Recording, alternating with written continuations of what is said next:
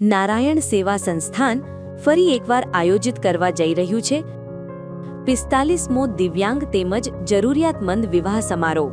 આ ભવ્ય વિવાહ સમારોહનું આયોજન દર વખતની જેમ ઉદયપુર રાજસ્થાનમાં થવા જઈ રહ્યું છે, જેમાં 51 વર-વહુ બનશે એકબીજાના જીવનસાથી। અહીંયા લગ્ન દ્વારા બંધાવા જઈ રહ્યા દરેક દંપતીની કહાની વિશ્વાસ અને પ્રેમની મિસાલ છે। દરેક સંબંધ છે નવી શરૂઆત અને અતૂટ બંધનનું પ્રતીક।